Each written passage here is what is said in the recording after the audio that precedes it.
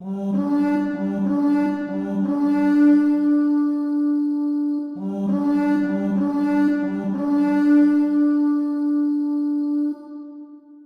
guys, Templar here, and today y'all, we're actually going to be discussing on how to make scale armor.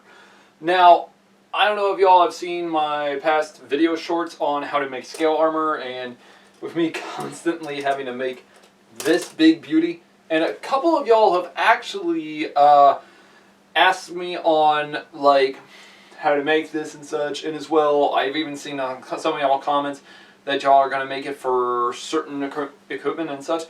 One in which is want to make it for the Polish nobility from the 16th to 17th century, I believe it was, and as well one from the Norman style kit.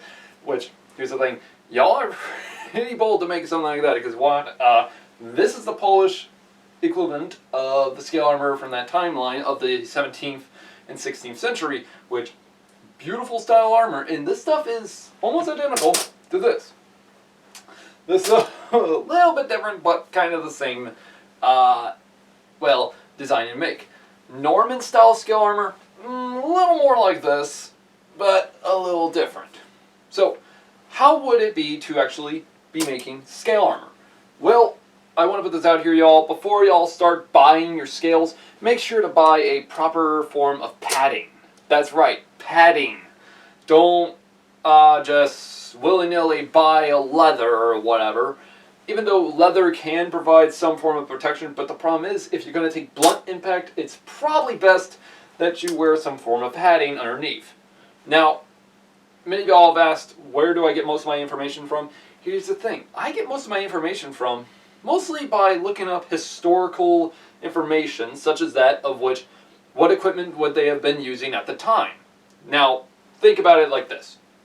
Say, for example, I am a soldier in, say, the military formations. And in doing so, I want to make or wear some form of armor that is cheaper than mail. And what is cheaper than mail? Apparently scale armor. In fact, there are many accounts that state that scale armor was cheaper to make than mail. Because one, you could actually make a scale shirt that would be twice as cheap, 10 times cheaper than making mail. Because one, this would have been 10 times easier to manufacture in, well, making these plates. Now many of y'all are going to say, oh, Templar, making a shirt of mail is cheaper. Highly doubtful. Because one, here is a mail shirt compared to our scale plates. See something very odd? That's right. This is made out of thousands upon millions of interlocking rings. They have to lock together. Scale, on the other hand, someone can easily just make these, and in doing so, all I gotta do is sew it onto a said fabric. In doing so, it takes less time and work to make this than it does to make this. In other words, this, I would have to have somebody make the, go for about several months into making this alone. In other words, this would take an entire month's worth to make compared to this. Now, some of y'all are going to end up saying, oh, Templar scale armor is probably not the best armor. And actually, that's the thing. Scale armor has been used as a very good means of armor throughout the centuries, from the Bronze Age, or actually even before that, during the time of the Copper Age, all the way leading up to the High Medieval Age. Or in this case, even into the Renaissance. In other words, all the way to the 16th, or as well as 17th, and even sometimes into the 18th century. In fact, there have even been accounts of scale-plated samurai that wore something like this, and that's saying something. The Roman cataphracts, the Persians, the Greeks, you name it. Everybody in their own point in time used scale armor. So where does scale armor originate from? Well, that's the hard part. We have found several areas that were reported to found scale plates. The problem is, this depends on the area. For example, the Celts, for example, in Ireland preferred scale plates over mail for quite a while because, one, it was a lot cheaper to manufacture these. As well, These could easily be made out of, like you can make bronze scale plates, you can make iron scale plates 10 times faster than you could mail. Now, depending on your variation in sorts on how to make one. For example, this is a Roman style scale armor, as you can see. This has a different form in manufacturing compared to this one. Now, here many people are asking, well, Templar, what's the difference? Well, the difference is in the plates themselves. How so? Well, there's the type A scale, type B, C, and D. There are different variations in scale plates. Though, the one I used on here was known as the common scale plate. In other words, the scale A. Scale B is what we would call, well, something like this style of scale, in which would later evolve into going into, well, what they call skeletor lamatar, or in this case, scale laminar. And that's by the time of the Byzantines. Now, in doing so, when it comes to making scale plates, there are different variations in sorts. For example, you can have one variation over the other. But the common was the most common, seeing the fact that it was the type A. Type A was found to have been mostly seen throughout Europe, so this was the most commonly seen. And this is pretty much kind of understandable to one major reason. There are only 2 holes compared to the type B and C that have multi-holes, such as 1, 2, and 3, and 4, and such, so yeah. Because with this, all I need are 2 holes to do the sewing system. Now, the sewing system is a different comparison altogether. However, you can actually make scale armor in several ways. One, with, as I recommend, mostly with using padding or some sort of fabric. With this, it's like a light piece of fabric onto this compared to this. Reason being, one, this is going to be a lot heavier. You can also use wool shirts, but make sure they're a type of thickness, otherwise it will drag out. So, yeah. But padding, probably the best option. Now, what happens when it comes to making scale armor? Well, that actually is one of the biggest ones we have to understand. One is how we are going to do it, such as several layers or several systems. Now, I would recommend actually doing the overlapping style. Overlapping style is when you take one scale and you overlap another, and another, and another, and you're going left and right. Now, there are several ways you can do it. It just depends on how you prefer it. Because there is the quick way method I did like this, and then there's the long way method like this. In other words, this would have been 10 times faster to make compared to other variations, so you can see the point. But yes, I would mostly recommend padding, especially for this. Then in doing so, I would recommend in which, when it comes to putting the padding on, you can either use 1, leather, which is a little more expensive, 2, metal hoop rings that which connect each one of them together, which this is actually kind of a little cheaper, and the leather, but the problem is not as cheap as the third option, being used with yarn. Why yarn, you might ask? Yarn is actually surprisingly very sturdy and very much able to hold up certain material. So it can hold this. In fact, I used yarn entirely in this scale plates, and it's still holding up right now. Now, occasionally you will get the problem, it gets snagged or caught and it will break, but here's the thing, that can easily be fixed like that. Now, scale rings, on the other hand, or ringlets, is something like this model here. You would end up having to take several type of metal rings and hook each one of the scales together. Something like this image right here. So, yeah. Hard to say the least, but kind of easy at the same time. But maybe I should show you all how I made my scale armor, shall we? Alright, now as y'all can see, with this form of scale armor, there are different variations. I'm using the type A, as you can see. The type A has only, as you see, 2 holes. These 2 holes are there for one reason and one reason only: to go with a follow-through system. From point A to point B, and from point A to point B again. So how is this method supposed to work out? Well, you go from, say, A, B, C, and then D, which there are different methods like that, so yeah. Now, you can go from, this is actually what the method I am using, is from point A to point B, then to C, and then to D. And then I continue through to point A again, and I overlap it all over again. Now, that is actually the most common way to do it.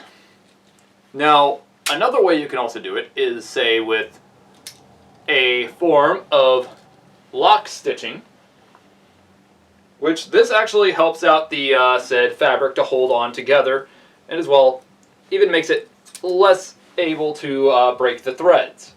How so? Well, instead of going from A, B, C, and D, you go from A to B, and then from B back to A again. How so? Well, take a look how I have these scales overlapping. Now we're actually at point B here.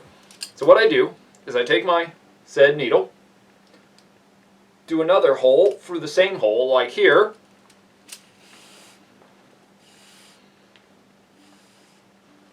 and go from one end. As you can tell, I already went all the way through. So what I'm doing now, as soon as I put it through here, I add extra reinforcement by putting the said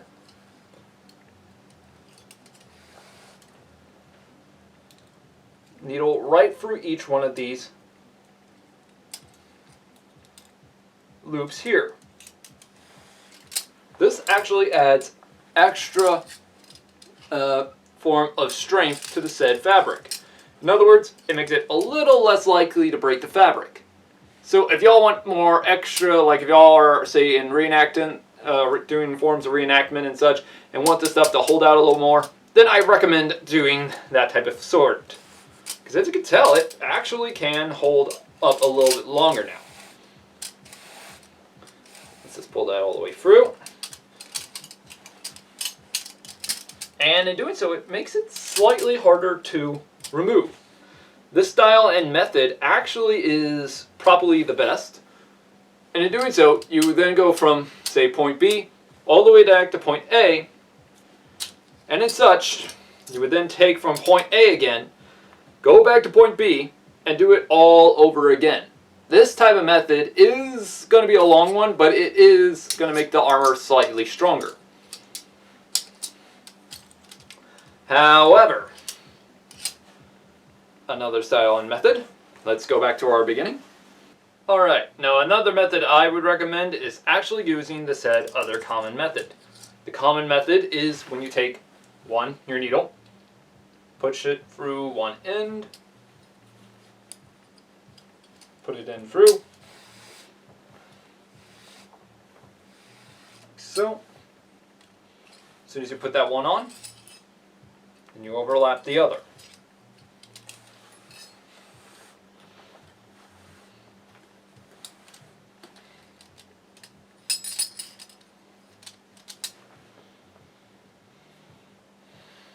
And as soon as I am about to get to the next one, such as the next hole here,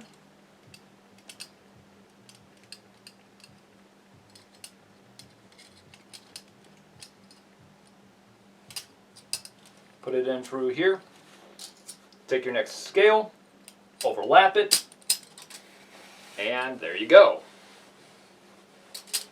In doing so, this is known as the A, B, C, and D method, or also known as the common method.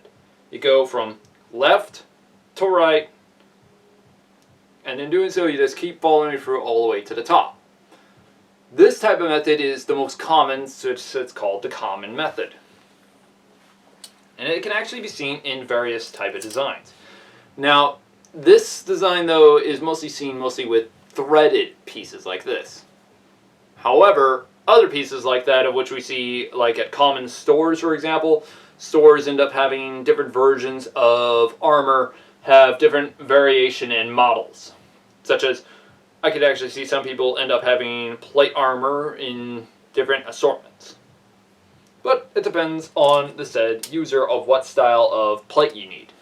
Sometimes you actually get bigger plates, but I think you need to go to a different type of group, so it depends primarily on your preferred style of scale. Me, I just went with the common style scale. However, there are different variations that can be bigger. Just make sure always to have them overlap. Probably like at least half of your thumb might be the best option of an overlap. Though if you want to make it extremely strong, what you could do is take your scales and overlap them extremely close together. In doing so, they would be very hard to actually penetrate through. So just for example, I am using this example here. The way they are overlapping differs from user to user. Sometimes they will have them a lot more, because the less protection you have, like say something like this, the less likely it will be able to protect. Mainly it would protect against cuttings, but not against thrusts. Now this, mostly both. However, if you really want to stop weapons, the best option is to get really close, like from one lacing to the other, and it interlocks and interloops. This style is known as laminar discalata, or in this case, overlapping laminar scales. These ones will incredibly overlap. However, it makes it almost impossible to be affordable, and in doing so, you're probably going to spend probably an entire year's worth trying to get every one of the scales put on. So I would just go with the common method and just overlap with about, say, the size of half of your thumb. Though, maybe half of the scale itself. So it depends on the user. Well, as now y'all saw, making scale armor is very easy and not complicated at all. So I highly recommend probably getting some form of padding like this. Now, I hear many people already asking, oh Templar, can you also do full scale sleeves? Yes. However, I do recommend when it comes to your armpits, make sure you have a little bit of flexibility in a certain area. Otherwise, it might make it hard to move your arms. Secondly, also make sure the padding isn't very dense, because the denser the fabric, the harder it is going to be to push the needle through. Then it comes down to the fact of what style scale you're going to use. As I said, I am using the common method, but y'all can use various methods. I will put links down below of the different styles you can use. But what I do not recommend doing is doing whatever the hell this is, known as scale mail. This is not historically accurate. I have to put this out here. There are so many people that get this stuff mixed up and think that this is real. Here's the thing. Just because you find historical archaeology, like literally mail underneath scales, doesn't mean that this is historically accurate. So no. But yeah, y'all can even use bronze plates with these. You can even steel. Doesn't matter. In fact, I have seen many people actually use different sizes of scale plates. Now, you can also use the button method. In other words, like what many people, like many companies do, is they just take the plates and they button them together. I don't recommend doing that if y'all are probably going to be doing this by hand. So probably use the old sewing needle trick, because I did the method as what they would have done in historical times with the medieval equivalent of equipment they had. For example, we still have gauntlets that have the historical lacing fabric on them. In other words, they didn't have little rivets or whatever on it. They actually had either one, little small ringlets, or little pieces of fabric that held onto the plates on their gauntlets. And these are in late century gauntlets, to be precise. You can also find them on, now many of y'all are going to ask though, but Templar, when it comes to scale armor, who would have used it? Well, everybody. In fact, during the late medieval period, scale armor was also used by mercenaries and such. In fact, there have been scale-plated mittens. In other words, you would have gotten a mitten-like glove, and you would have put all of from your thumb and your entirety of your hand to be covered in some form of scale. Now, there is also scale-plated headwear, such as, I don't know if y'all have ever played Kingdom Come Deliverance, which they're coming out with the second one. I can't wait to play that one. But as well, you do see scale-plated style helmets. That's because it was the most easiest method to make. The thing is, the fabric, I think they would have, like the material, I think would have been like this style of headpiece, like this, for example. Because, as you can see, if I can already see myself making a scale-plated helmet out of this actually now. Ooh, note to self. I'm gonna have to probably make something like this. Yeah. So yeah, I'm probably gonna have to make a scale-plated helmet out of this right here. Probably one day. Not now, but probably soon. Because this is gonna be probably a good one.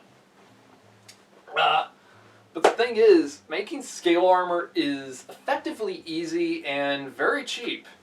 Now, if y'all are probably trying to make historical armor for that historical time, here's the thing.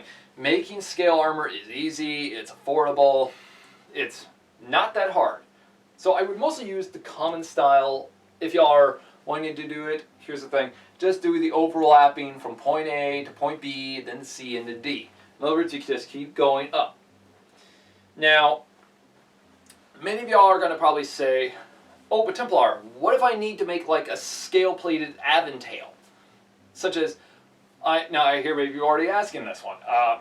The reason being is I can already see somebody taking, say, let me get over here, Norman-style helmet like this, and getting, say, elongated, piece of arming wear like this, for example. Here's the thing. There's your example.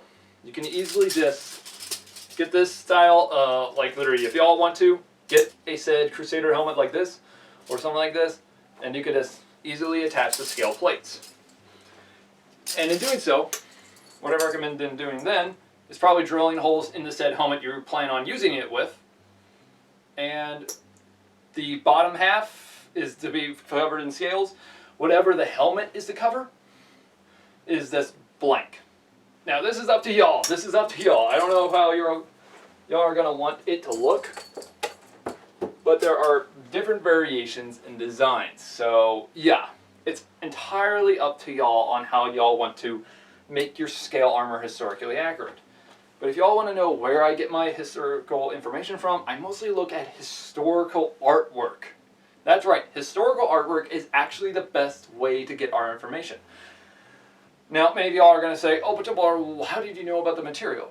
Well, let's think. We have to think of the medieval times, and we got to think what material they would have used. Would they have used this, or would they have used this? I highly doubt they would have used modern power tools to manufacture certain armor, especially out in the field. So they would probably use the most common type of fabric things they could get a hold of, such as, well, wool yarn. Wool yarn is very easy to get a hold of. It's not as expensive as people think. In fact, it's 10 times cheaper than leather. So, yeah. Now, y'all can even make scale leggings. You can make scale gambesons. I can see a lot of y'all probably making some form of scale armor out there. But, yeah. If y'all want to be my guest at try and making something like this. Me, as you can see, I already made this. I'm still working on my scale plated hood for myself. Next on the agenda board, I probably will put making a scale plated helmet out of this, and maybe even scale mittens for my later medieval period subjects. But when we think about it, scale armor is very easy to manufacture, and it's not that hard. In fact, if y'all are that person interested in medieval history and you want to get started in acquiring armor but you can't afford certain equipment, here's the thing, this would be your best option. Now, why? Here's the thing. If, for example, if y'all are wanting to dress as the Carolingian Franks, for example, this might be your best option because originally in Carolingian text from a Carolingian monk in the top, I think it was probably 5 years before the death of Charlemagne, he stated that his army were fully cladded in plates of dragon skin. Now, we have to put this into poetic terms, so what sounds like dragon skin? This, every time I think of dragons, this comes to mind. So making scale armor is quite effective. It's very easy to manufacture, and in doing so, it's extremely cheap. How so? It's actually stated that the entirety of Charlemagne's army were outfitted with scale armor. It's said that originally they first started, that many of them had scaled skirts. Shirts made of dragon skin. Now, the term skirt is almost entirely a fabricated word, meaning it's like something below the waist. So, in other words, they probably had something like this, but only half of it was done. In other words, the upper half might have just been plain clothing, like plain cloth. And the bottom half would have been this. Pieces of scales. This is probably our best option to believe in that. Now, I want to put this out here. Trying to do research on this is very hard, but you can do, there are multiple versions of this, and in fact, this is probably the most common out there. Now, if y'all want to, you can be my guest at trying to make certain other styles of scale with other variation in the designs, but me, I prefer the A model or the common model because this was the most commonly seen in European and Asian and Middle Eastern cultures. Because one, it's a lot cheaper to make this design than it is to make B, C, and D. So, yeah. But anyways, guys, like and subscribe for more. If y'all want me to talk about how to make any other armor and subject in history, please let me know in the comments below. I'll be happy to take a look at them.